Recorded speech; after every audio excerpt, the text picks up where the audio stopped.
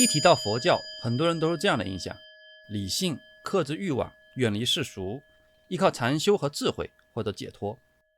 在最初的記錄裡，也就是在阿含和巴利經藏裡，佛陀明確反對占卜、驅鬼、求財、咒術這些東西，這些都被視為邪命。但問題來了，為什麼幾百年後，佛教內部卻誕生出了另一套完全不同的東西？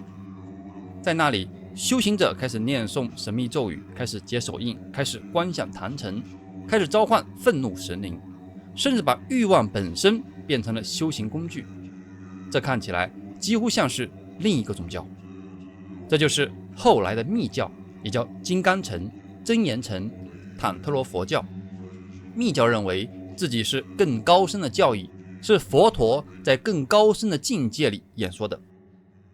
但很多人卻認為密教是印度民間巫術強行嫁接到佛教上的產物，或者說佛教後來已經徹底變質了。只是真實情況比這複雜得多，因為密教並不是某一天突然冒出來的，它其實是從佛教內部一步一步演化出来的，而最早的種子甚至在佛陀時代就已經出現了。這就要說到在阿含和巴利经藏裡兩個特殊的事件。第一個是在《杂阿含經》講解54集中，有比丘在林中被毒蛇咬死，佛陀就教比丘們念誦一段偈語，具體的內容在巴利律藏、法藏部的五分律，還有根本說一切有部毗奈耶都有記錄。佛陀說，如果那位比丘能念誦這個偈頌，就不會中蛇毒，也不會死。要常慈念眼鏡蛇、響尾蛇、蟒蛇等各種蛇，要慈悲對待那些沒有腳的以及有2隻腳的眾生，對有4隻腳和多腳的眾生也都要升起慈悲心。要慈悲對待一切在水陸居住的龍蛇，也要慈悲對待一切眾生，包括動物和鬼神。願一切眾生得到安樂，願一切眾生脫離煩惱，願一切眾生心地善良，願一切眾生不起惡念。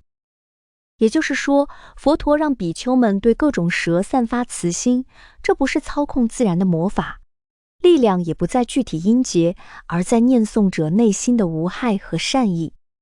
在缺少醫療條件的情況下，這幾乎是最好的選擇。但在現在，你不加任何保護措施，只靠這個勇闖天涯，那是找死。但慢慢的，這些偈語之後，在一些版本裡被加上了咒語，也叫護咒，這也正是後世孔雀明王經的源頭。第二個是在央覺摩羅經的真實語，在真實的佛陀傳19集裡有講解。指蠻欲產婦難產，他對產婦說，自我成就聖道以來，從未故意傷害任何生命，以此真實語，願你平安。話音剛落，婦人順利分娩。這力量源於指蠻對自己話語的信心，加上孕婦的安慰劑效應。別低估了安慰劑效應，很多時候是真有用。最初的護咒和真實語，到了大乘時期，慢慢發展成了陀羅尼，各類神秘元素也開始大量增多。這個階段通常稱為雜密時期。所謂雜密，就是密教尚未形成獨立宗派，咒語、手印、曼陀羅、儀軌等元素零散出現在各部大乘經典之中。此時的教主仍以釋迦牟尼佛為主。陀羅尼最早的意思是總持，只能記住大量教法的精要語句或音節，有點像記憶口訣。但慢慢的，陀羅尼的含義不斷擴展，被賦予了護持、息災、增益等帶有咒語性質的功能，成為所謂的咒陀羅尼，比早期的護咒更複雜，也更強調語音的作用。在《法華經》《楞嚴經》裡都專設陀羅尼品，護持修行人安穩精進。而真言多指簡短咒語，我們熟知的6字大明咒 Om Mani Padme Hum 便是典型。陀羅尼演變成了真言，這就是後來密教的口密。在密教視角中，陀羅尼與真言不只是祈福消災的工具，更是宇宙諸法實相，以音聲形態顯現。持誦咒語配合觀想儀式，便能與佛菩薩感應道交，成為口密修行的核心。為什麼在這時神秘元素會快速興盛呢？首先是文化大融合。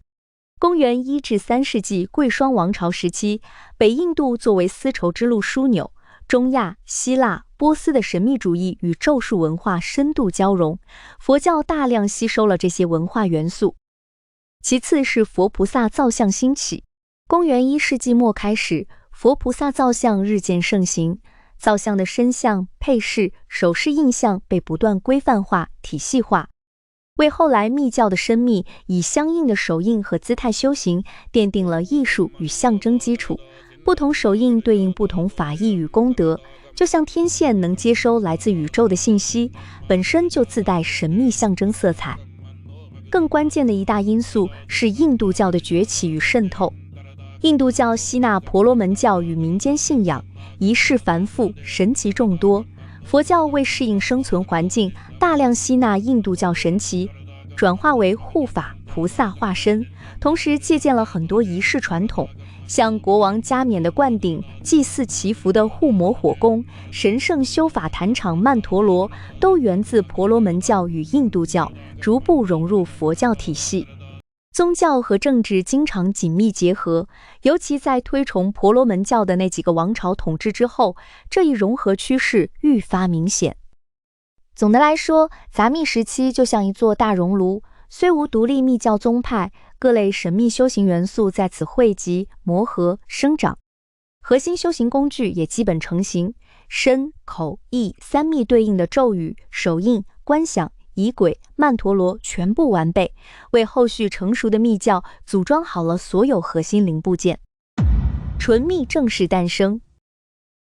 如果說早期佛教裡的咒語、護法神、儀軌還只是零散出現的神秘元素，那麼到了公元7世紀，佛教終於迎來了真正意義上的一次巨大轉向。而這個轉折點，就是一部後來影響整個東亞密教的核心經典《大日經》。它的全名很長，叫《大毗盧遮那成佛神變加持經》，它徹底重構了佛教的世界觀。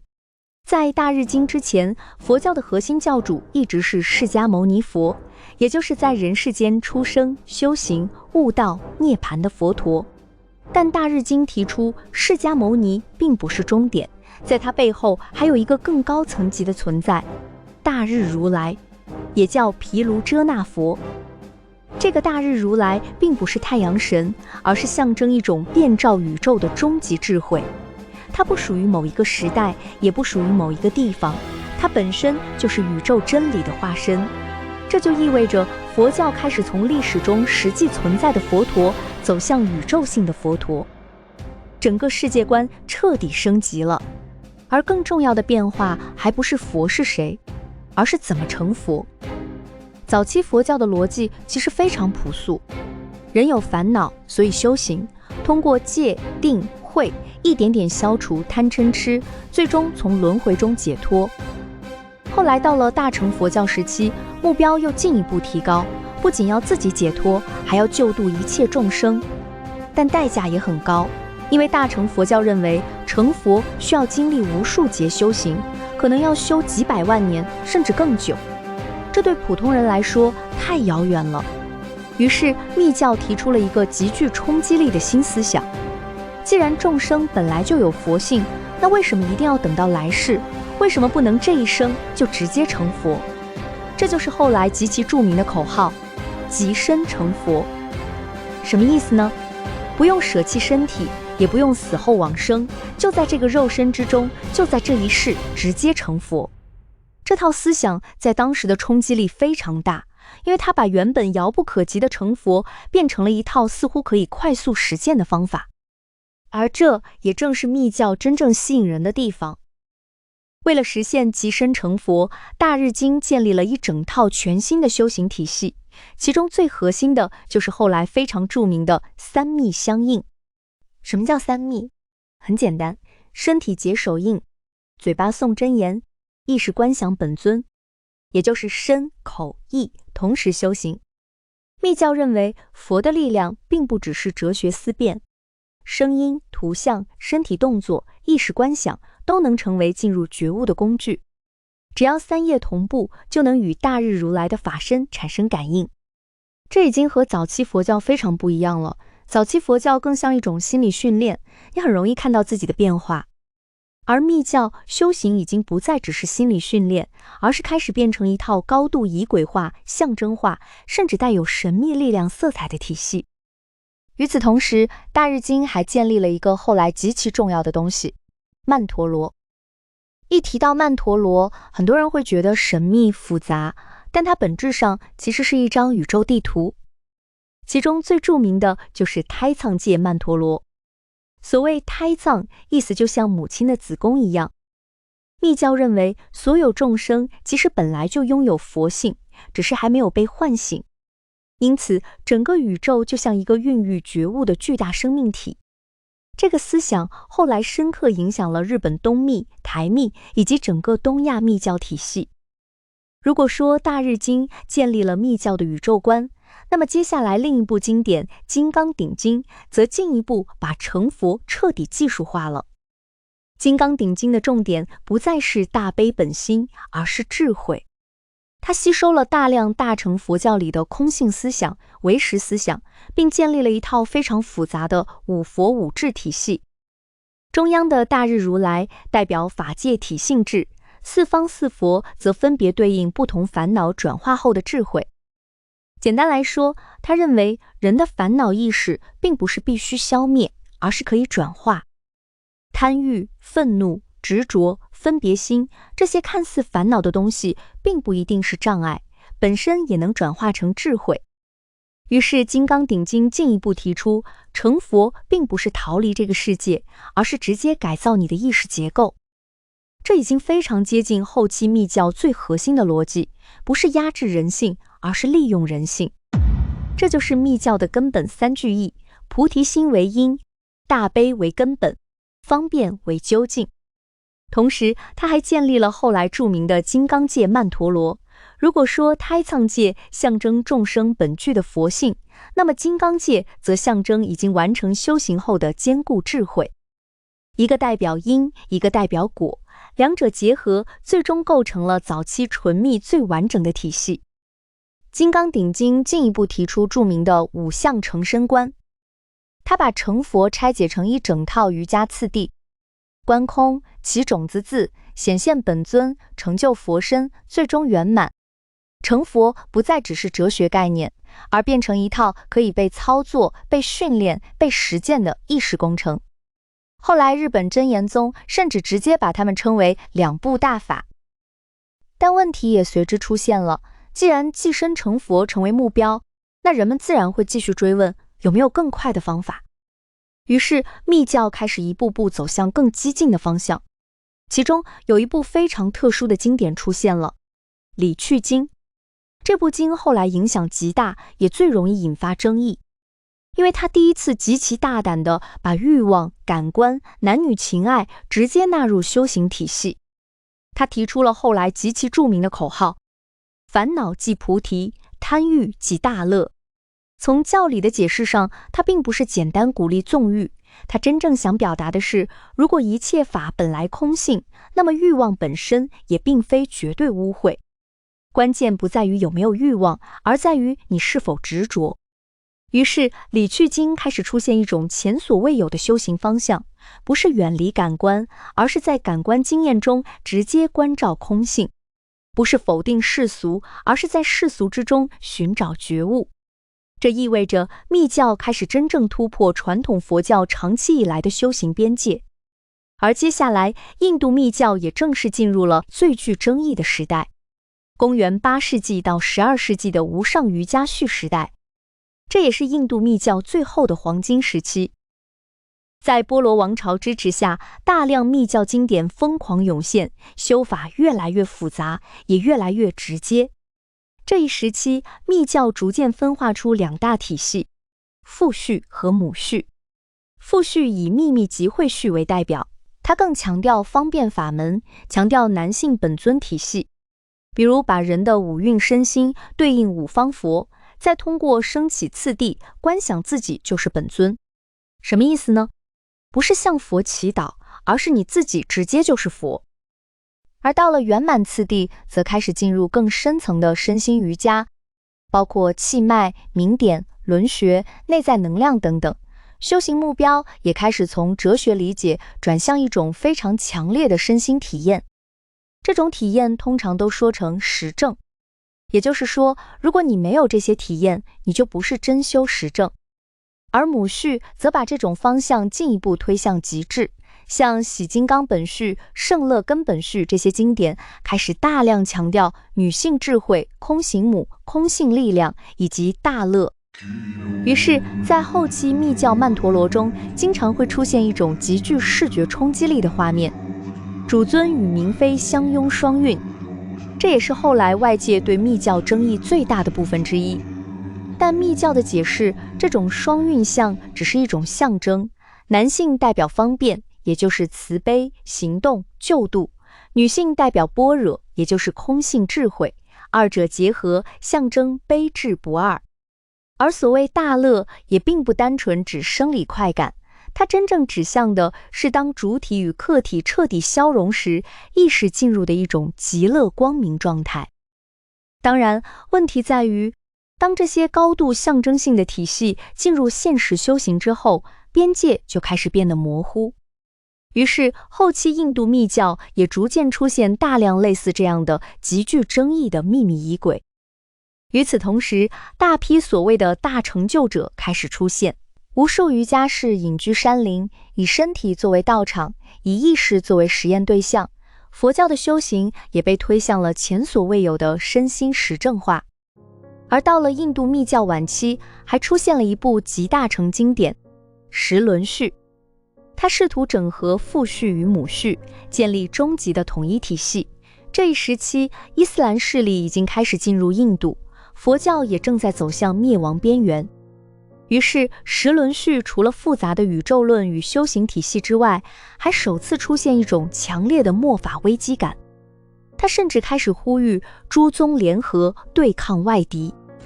然而，在印度本土曾經輝煌燦爛的佛教，最終卻走向了衰落，甚至幾乎消失。穆斯林入侵是關鍵的轉折點。從11世紀到13世紀，從中亞來的穆斯林，主要是突厥人，對印度次大陸發動了一波又一波的征服戰爭。